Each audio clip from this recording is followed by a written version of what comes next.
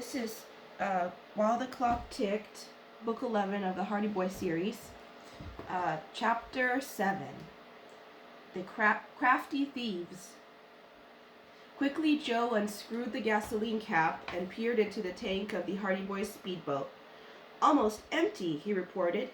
"That's not so strange," Frank reminded him. "Chet or Biff or one of the other fellows might have taken the Sleuth for a spin. Funny they didn't replace the gas, though." As he spoke, Frank walked to the back of the boathouse and felt around on the small shelf, placed high up. Here the Hardy Boys had hidden a key for friends who might want to use their boat. "Gone," he exclaimed. Meanwhile, Joe saw that the boat was, as usual, secured with its chain and padlock. "Lucky I have the spare key in my pocket," said Frank. "We'd better gas up, then report this to the police." "You think the Sleuth may have been borrowed by the dock thieves?" Joe queried excitedly. "Good chance, unless some pal of ours took a real long ride." Already, Frank, kneeling, had unlocked the padlock and removed the chain. "But why would the thieves keep the key?" "Because our boat would always be available to them. Very handy if you're a thief and need transportation in a hurry." Joe walked quickly to the front of the little building and by pulling a rope raised the door fronting on the bay. "Suppose we look for some signs of the borrower before we rush off," Frank advised. He stepped into the front seat of the craft and examined the compartments in the dashboard. Joe, meanwhile, checked every inch of the interior of the boathouse, but he found nothing. Turning, he saw his brother on his hands and knees under the rear seat of the Sleuth. "What are you up to?" "Here, steady the boat," was the reply. "Everything's sloshing around." Like all such boats, the Sleuth had a wooden rack placed a few inches above the real bottom of the vessel, so that a certain amount of wash could be collected without the passengers getting their feet wet. Frank was probing the murky water under the bars of the rack. Suddenly, he snatched up something. "Got it!" With a triumphant smile, he handed his brother an empty matchbook. "Bayport and Eastern Steamship Company," read Joe from the cover. "It's a clue, all right." The younger boy joined Frank and took the wheel of the craft. He switched on its powerful lights, and with a low purr, the Sleuth headed out into the calm waters of Barmet Bay. The Hardys steered first for the dock of the Bayport Yacht Club, where they had the night pump attendant fill the fuel tank. "Wait here," said Frank, and he jumped to the dock, then dashed away and entered the clubhouse.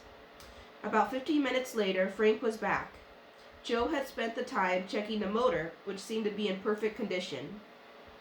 I called every single person who knew where that key was," Frank reported. "Nobody has used the boat in the past week, let alone tonight. It's a case of thievery, all right." Joe nodded and started the motor. "Where to now?" "Commercial docks." Joe opened the throttle with a roar. The trim craft lifted her head and sprang forward. Twin arcs of white spray fell away from her bows. Heavy suds churned at her stern. The whole bay was bathed in bright moonlight. Far ahead, they could make out the black line of rock marking the edge of the harbor, and the open gap revealing its entrance from the ocean. A short distance from shore lay the imposing white hulk of the Seabright, a passenger vessel which had just come from the Far East. Here and there floated buoys, marking the channel for the ocean-going freighters. As the boys advanced, the whole harbor spread out astern of them. They could see the big ships in their piers, and over on the right, the wide mouth of Willow River, with the bridge crossing it. "Where did the guy who borrowed our Sleuth take it?" Frank called to his brother above the sound of the motor. His eyes swept the horizon. "That's a big harbor." "You're not kidding!" Joe shouted. "Where else could they go?" Frank pointed toward the mouth of Willow River. "Up there. It's navigable for miles and miles, and don't forget all the tributary streams." "Phew! You think they went up there tonight in the Sleuth?" "Could be."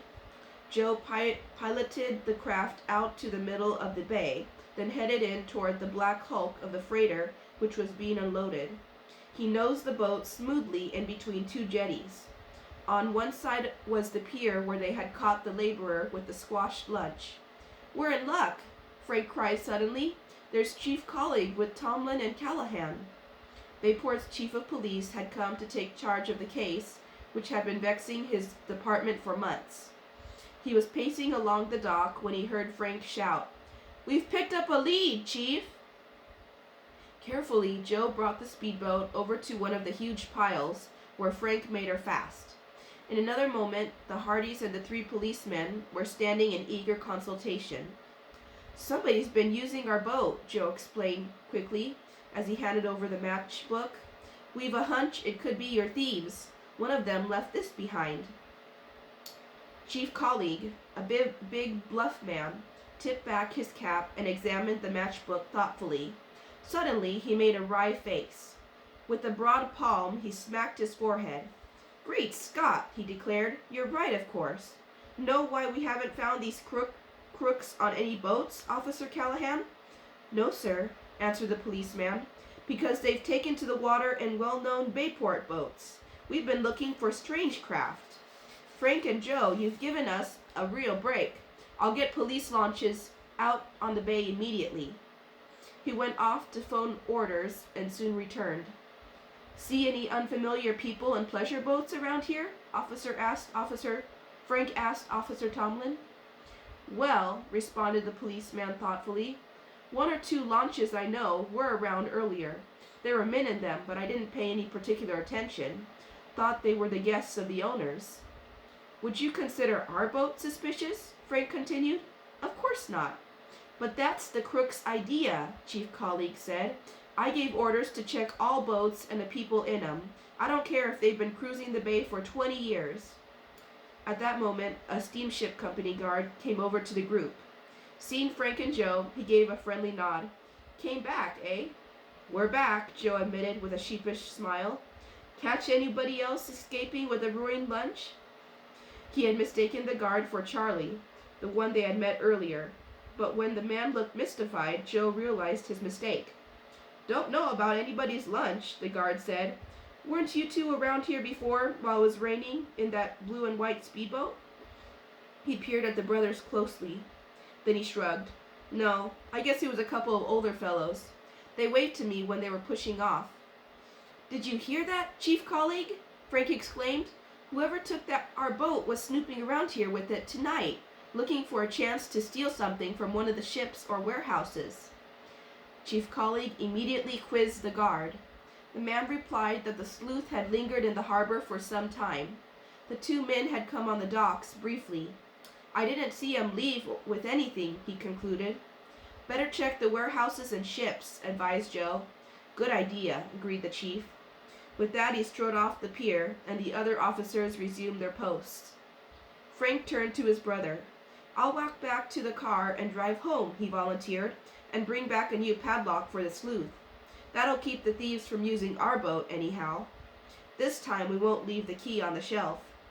"Right, I'll poke around here and see what I can dig up," Joe proposed.